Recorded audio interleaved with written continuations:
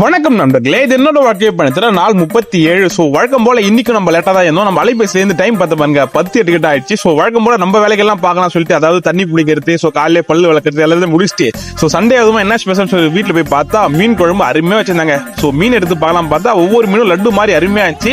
So அதை open பண்ணலாம் பார்த்த பாருங்க, அப்பதான் அண்ணன் உசாராயிட்டேன். போன வாட்டி நம்ம என்ன பண்ணோம், வெறும் கையை வச்சு சூடு வச்சிடும். இந்த வாட்டி கிரைண்ட் யூஸ் பண்ணி ஸோ பக்காவா எடுத்தோம். ஒவ்வொரு மீனும் லட்டு மாதிரி இருக்குன்னு சொன்னேன் ப்ரோ. அது இனிப்பா இருந்துச்சா கசப்பா இருந்துச்சா சொல்ல கேட்கக்கூடாது. அது அண்ணன் வர்ணி சொன்ன வார்த்தைகள் சரியா, பழமொழி சொன்னா கேட்டுக்கணும், ஆராயக்கூடாது சரியா. அதன் பிறகு வீட்டுக்கு வண்ணங்கள் கொடுக்க வேண்டிய ஒரு சில வேலைகள் இருந்துச்சு. சோ அதுக்கு ஏன் தேவைப்படுச்சா தமிழ் வீட்டுல போயிட்டு ஏன் எடுத்துட்டு வந்து எங்க நைனாட்ட கொடுத்துட்டேன். அதுக்கு நடுவில் நம்மளுக்கு இருந்த எடிட்டிங் ஒர்க் எல்லாம் பார்த்து முடிச்சுட்டு வெளியே வந்து பார்த்தா எங்க நைனா கலர் கிரேடிங் பண்றதுல என்னையே தோக்கடிச்சவர் நினைக்கிறேன். அந்த அளவுக்கு அருமையா பண்ணிருந்தாரு. சோ அதுக்கப்புறம் ஆஜனக்க நீங்க பர்த்டே ஸோ போயிட்டு விஷஸ் பண்ணலாம் பார்த்தா அவரு கூட தான் ஹோட்டல் நண்பர் இருந்தாரு. சாரி பேட்மேன் கூட இருந்தாரு. சோ நம்ம போயிட்டு விஷஸ் சொல்லிட்டு வரதுக்குள்ள அவங்க தனியா இருக்கணும்னு ஆசைப்பட்டாங்க. அதனால கேட்க மட்டும் வாங்கிட்டு சோ வெளியே வந்து சாப்பிட்டு முடிச்சுட்டு உள்ள வந்தா ஹாய் கைஸ், நான் தான் உங்களுக்கு தேவா. இப்ப தம்பி ஹோட்டல் உங்களுக்கு ஒரு பாட்டு பாடுவான், கேளுங்க.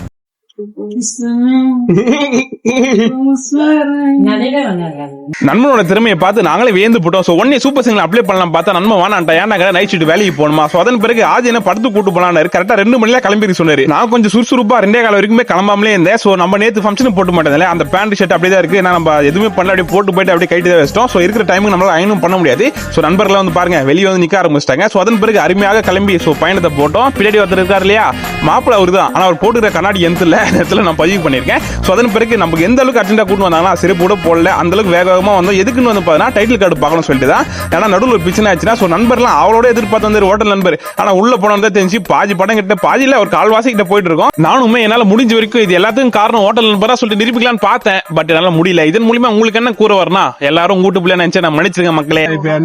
புரியல, உன்னால உன்னை நம்பி அடுத்துக்கு வந்ததுக்கு உன்னால என்ன பண்ண முடியுமோ அதை பண்ணிட்டேன்.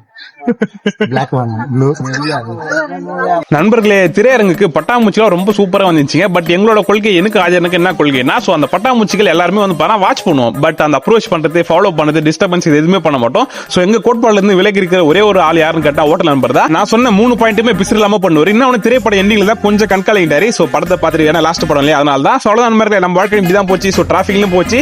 சோ நம்ம சேனல் புதுசா சர்ப்ரைஸ் பண்ணி விட்டுருங்க சரியா.